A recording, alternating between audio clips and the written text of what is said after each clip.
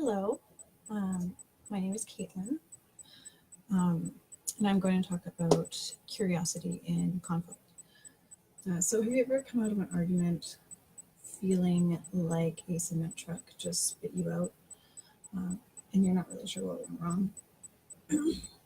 We all have, really. And I'm going to talk about finding the moments where things could go wrong and how to change that. So, like I said, I'm Caitlin. I'm a mediator, family mediator in Dawson Creek, British Columbia, and I took my education from Railroads University. I have my master's in conflict analysis and management, and I'm going to get dive right in right now. Actually, I think I'm going to check with Walter to see if this is going where it needs to.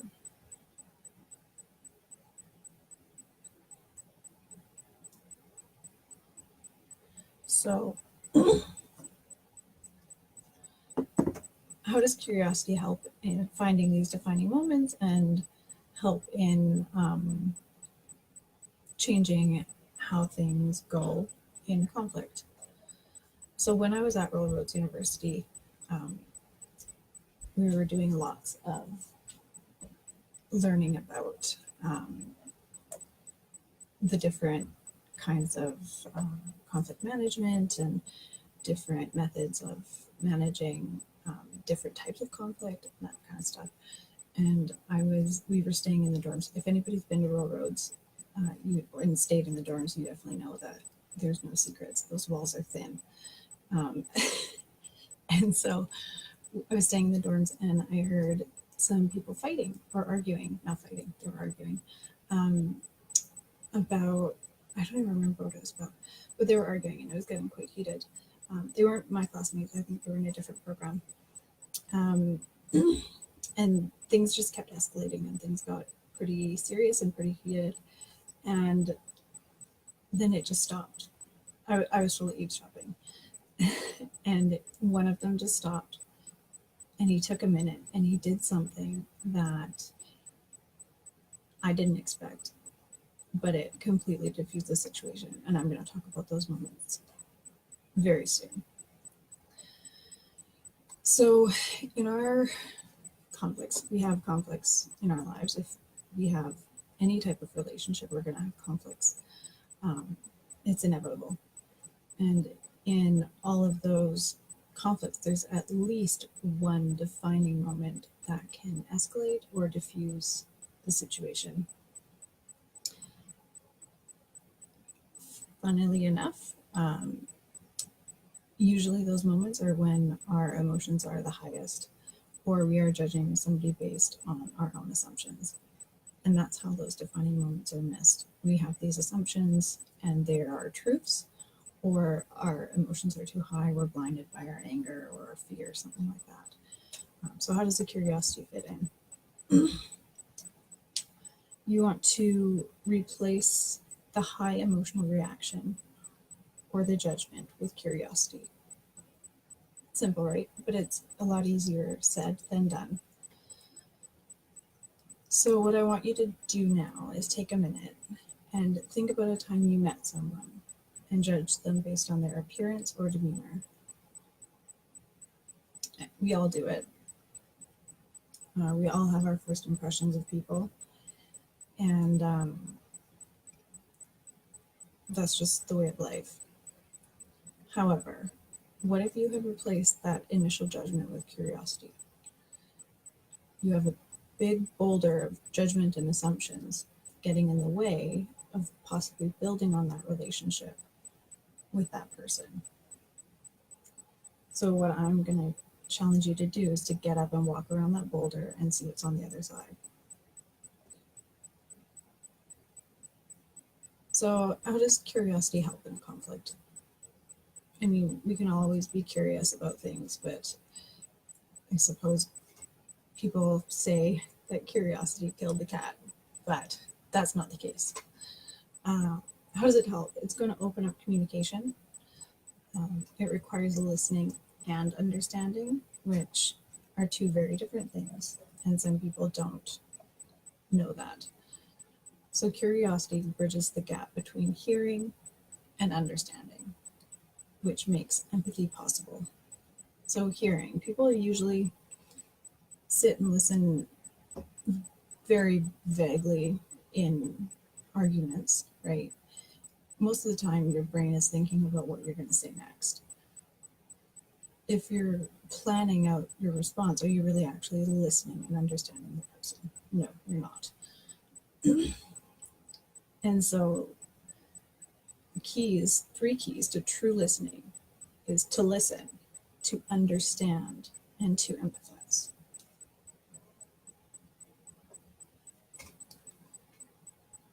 And doing those three things does not mean that you agree with the other person or adopt their perspective from the conflict. It just is taking a step forward to understanding all perspectives. What else can curiosity do? It detaches us from our conflict escalators. It stops us from having those high emotional reactions that usually happen in those defining moments. It detaches us from the need to be right. When you're curious about where the other person is coming from, you're not really thinking about how wrong they have to be or if you're like how right your point is. It stops our own destructive communication patterns when we're asking open questions and digging deeper into their perspective. There's nothing destructive about that, really. And it stops us from having that fear and insecurity.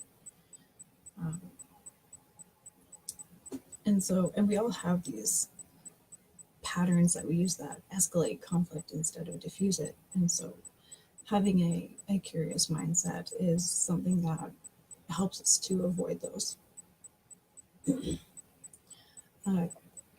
Taking this approach will often open up pathways to creative problem solving and more possible solutions to the conflict.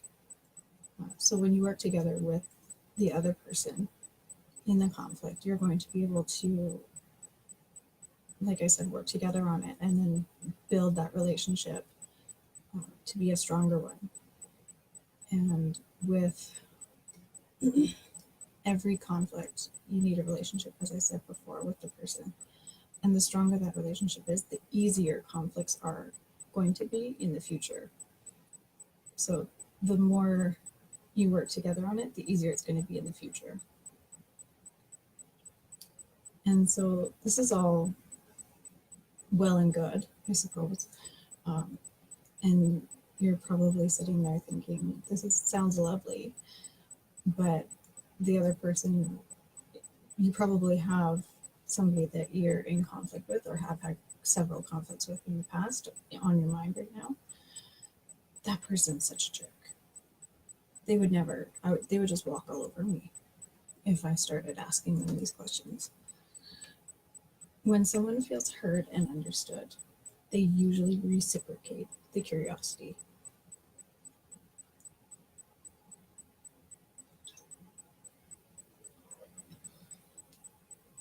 So I'm going to say about 90% of the time, somebody's going to reciprocate that curiosity when you show that initiative first. I've seen it happen plenty of times. Oh, apparently you can barely hear me. Is this better if I hold it like this?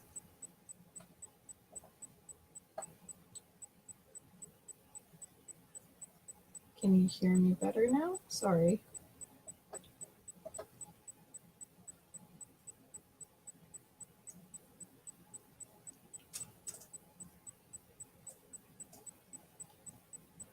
Can you hear me better?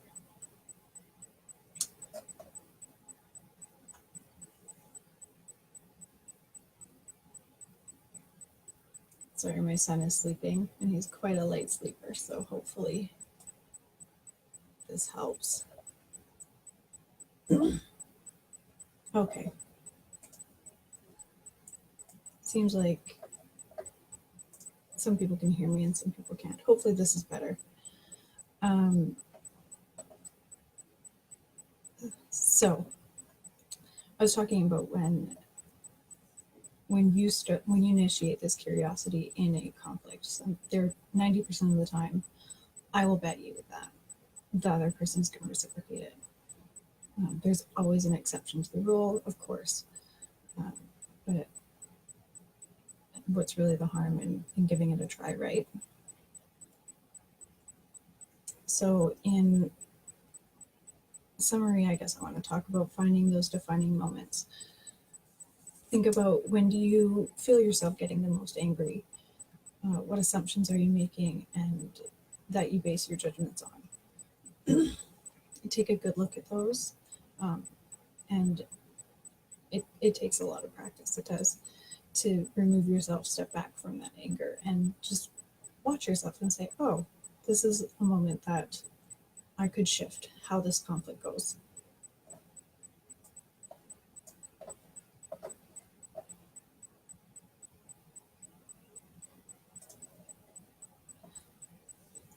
And once you find those moments, stop and take a deep breath, and then replace that anger or judgment with curiosity. Think about, what can you ask them to learn more about their point of view. Then you're going to listen, understand, and empathize. What's on the other side of that boulder that you cannot see from your perspective? Watch that curiosity be reciprocated. Watch that person start to ask you questions. Be prepared to answer them.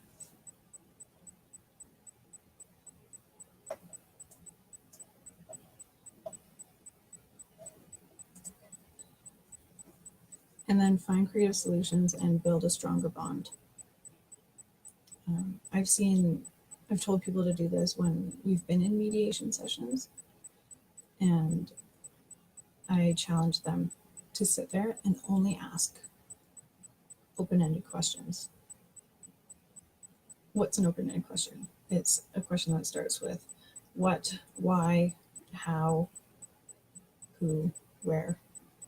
It's any question that cannot be answered with a yes or no.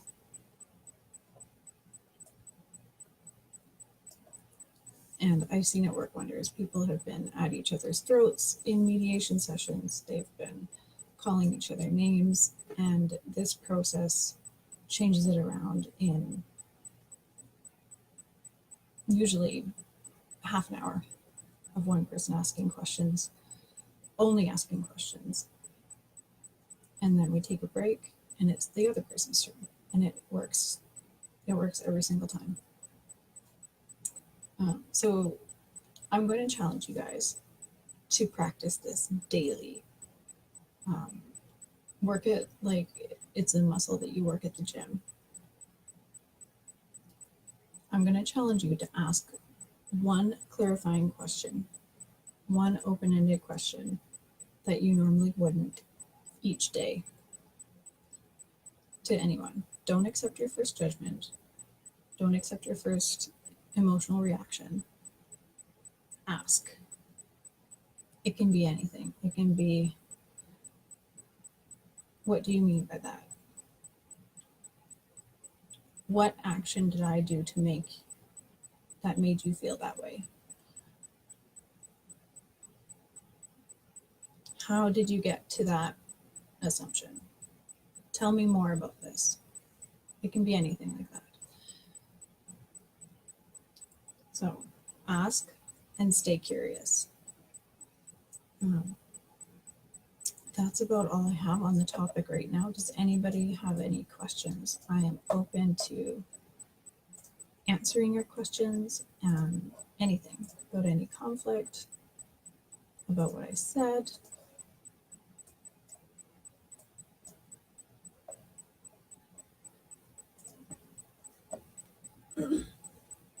And really, like, I took my master's in, oh goodness, 2014, I think. And so I'm no expert. I've been working on this for 4 years and I'm still practicing. Ask my husband.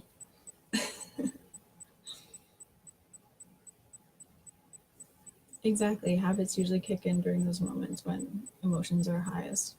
And so what you're doing is when you practice this curiosity daily, is you are rewiring your brain to make curiosity the habit instead of your emotional reactions. And so every time you choose to ask a question instead of make a judgment, you are rewiring your brain.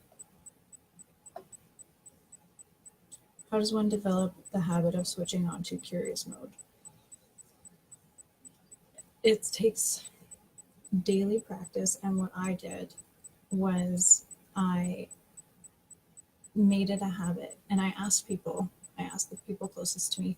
Um, it was in my master's program, obviously, and so everyone was doing it. But I asked and I invited people to remind me to be curious.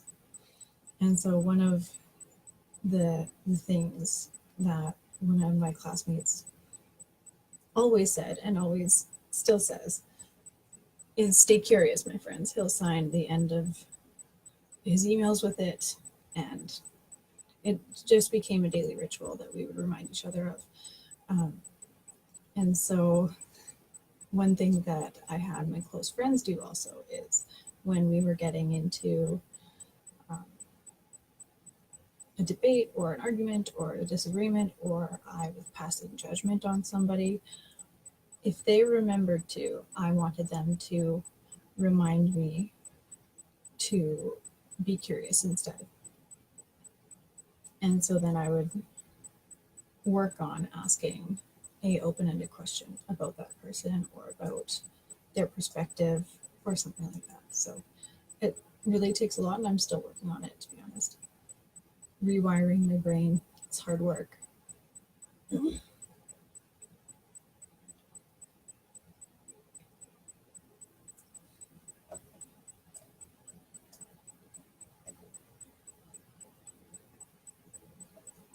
Yeah, it really worked. It kind of fast tracked us a little bit, and I think we all got quite good at taking that step back and a step back from ourselves in those heated moments and being able to like take a look at how we were reacting to the situation or what judgments we were making. Um, it was really defining. It was one of the defining moments in my bigger conflict life.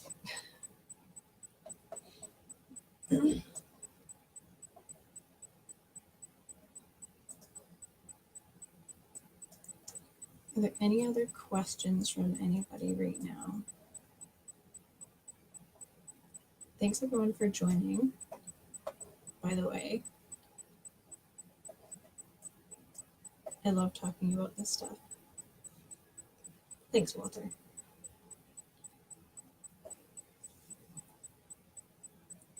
All right, so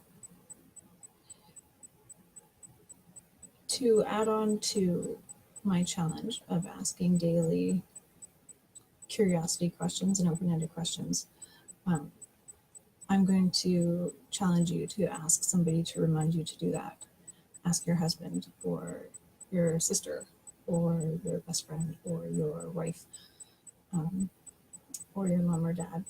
Ask them to remind you every day, what moment were you curious in today? Or how did you suspend your judgment and learn more about somebody else today?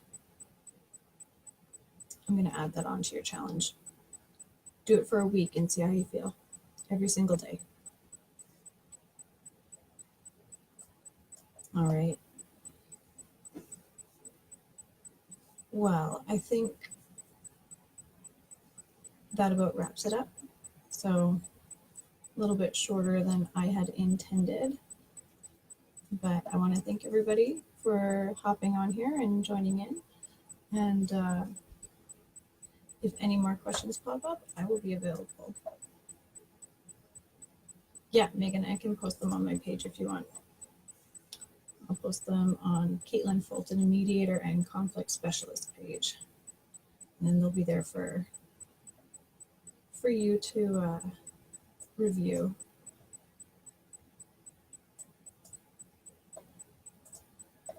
All right, great. Thanks very much, guys. Hope you have a good evening.